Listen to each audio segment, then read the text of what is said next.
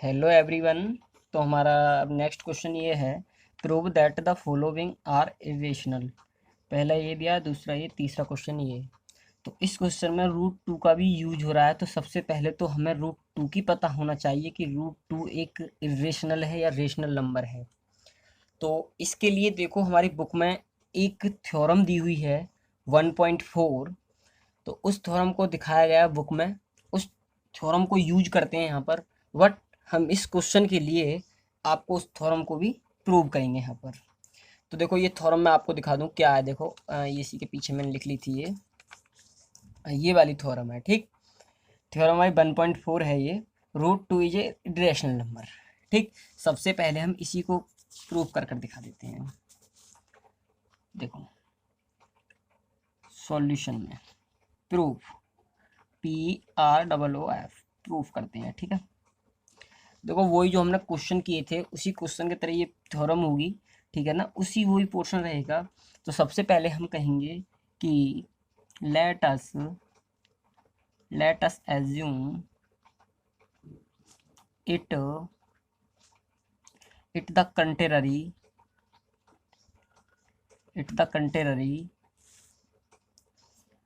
That root two is rational number.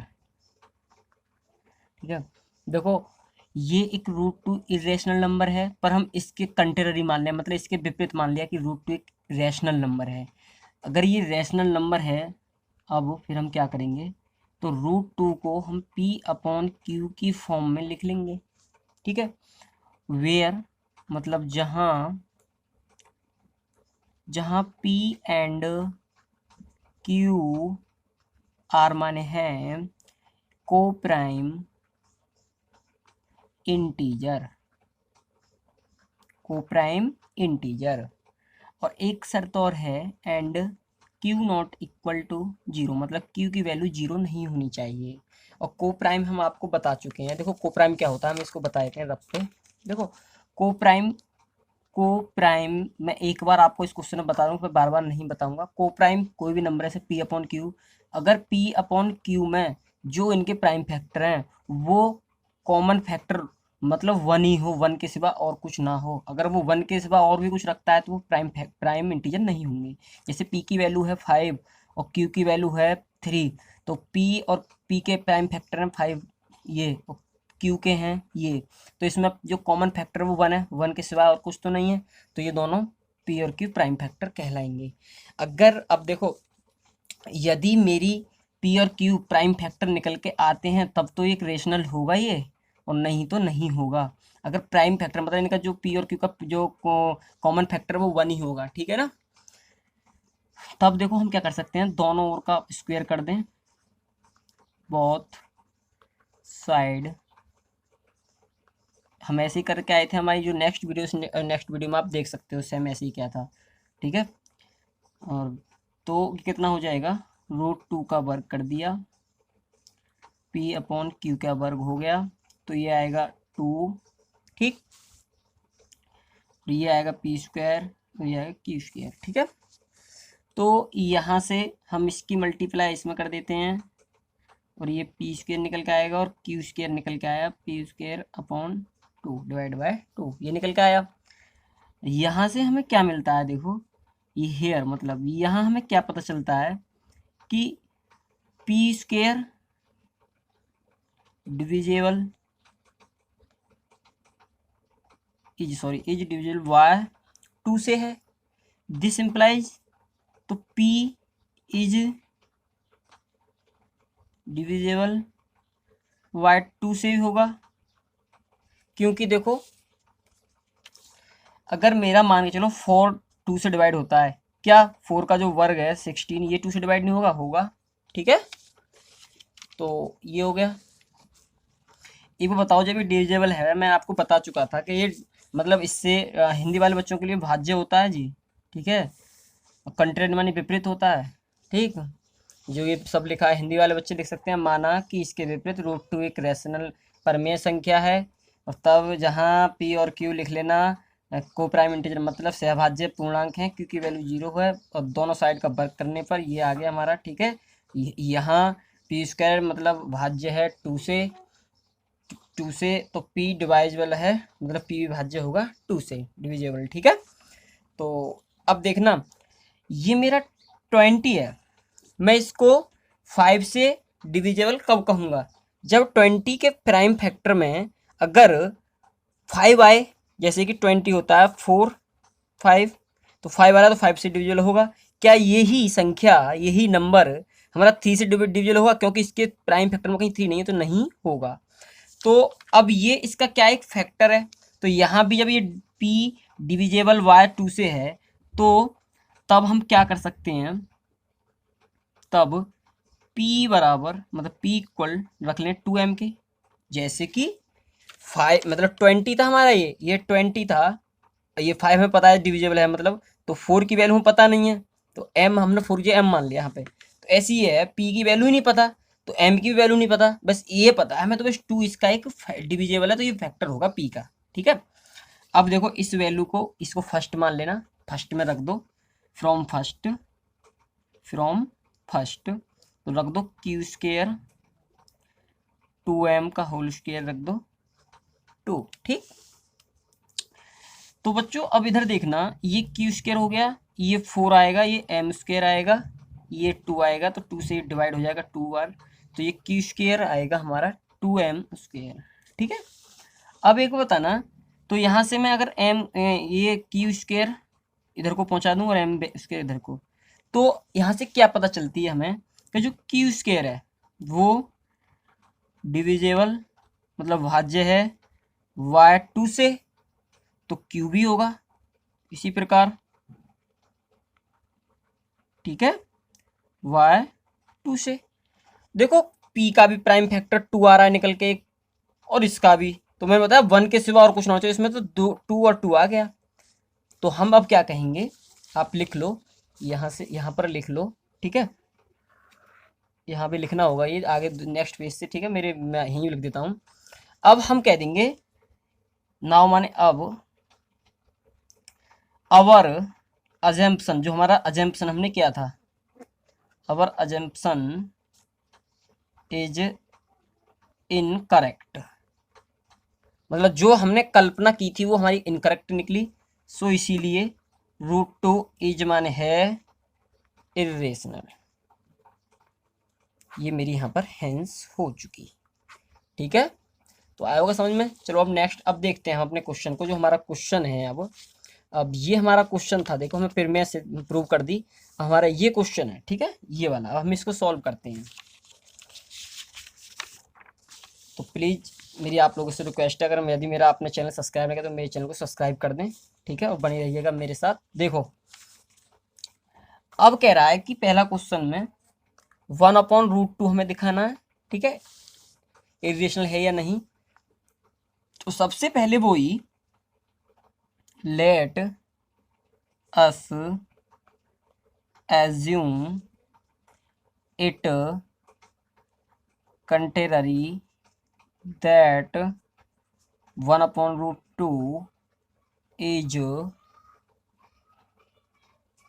Rational, हमने मान लिया कि क्या एक रैशनल नंबर है।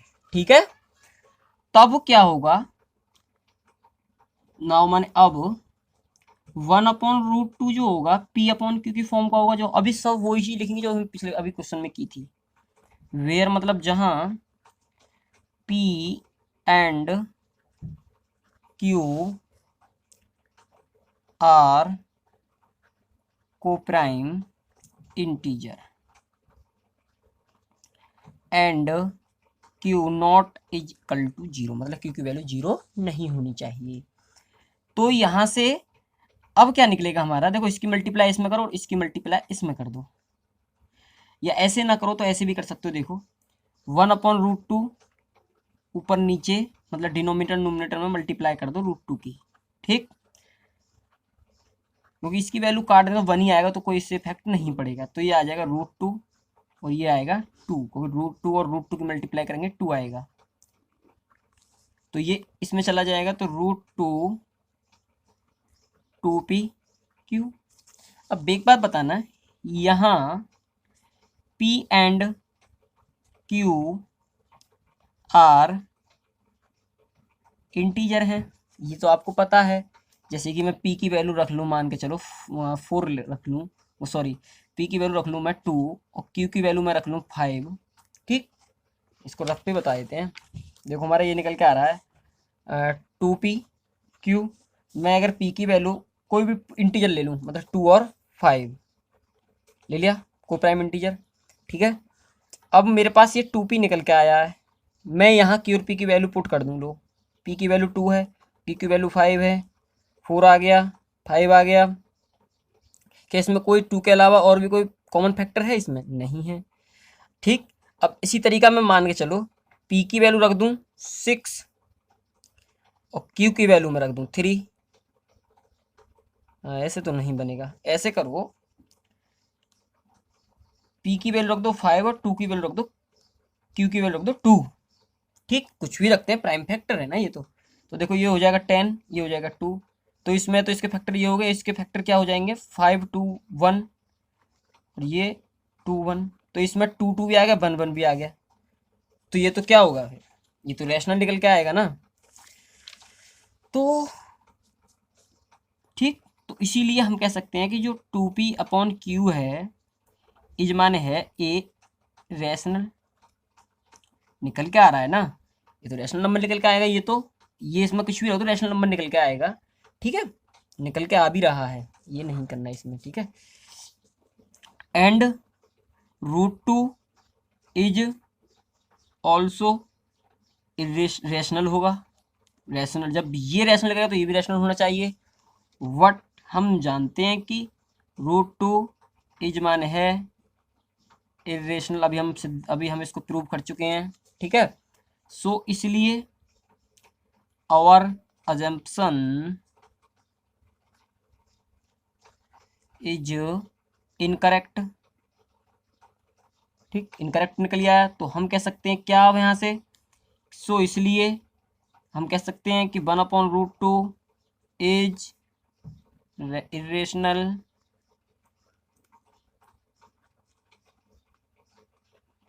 ठीक है बच्चों, आया होगा समझ में। तो मतलब हमारा जो हमने माना था वो गलत निकली, ये बात तो आया होगा समझ में। ठीक है, अब आगे देखते हैं। अब हमारा दूसरा क्वेश्चन जो है, देखो दूसरा क्वेश्चन है हमारा दूसरा क्वेश्चन ये दिया है 7√5 ये। ठीक है, अब इसको देखो सॉल्यूशन सब में वो ही करना है। Late us assume it contrary that 5 is, विपरीत मान लेते हैं, रैशनल नंबर। ठीक, ना मैंने अब 1√5 p/q फॉर्म में लिखा जा सकता है, वेयर जहाँ p and q are coprime integer and q not equal to 0। ठीक, तो यहाँ से बच्चों अब हमारा क्या निकलेगा, देखो √5 p/7q। ठीक, निकल आया। इसमें कुछ करने बर्गर करने की, स्क्वायर करने की जरूरत नहीं थी, ये ऐसे ही कर देंगे, 7 देखो पहुँचा देंगे, तो ये हमें निकल आया। तो एक बार बताना, ये यहाँ लिख लो, चूँकि p एंड q आर ये इंटीजर हैं, तो हमारी ये वैल्यू क्या निकल के आएगी, पूरी रैशनल निकल के आएगी। इसीलिए p/7q इज मान है rational number and √5 is also rational.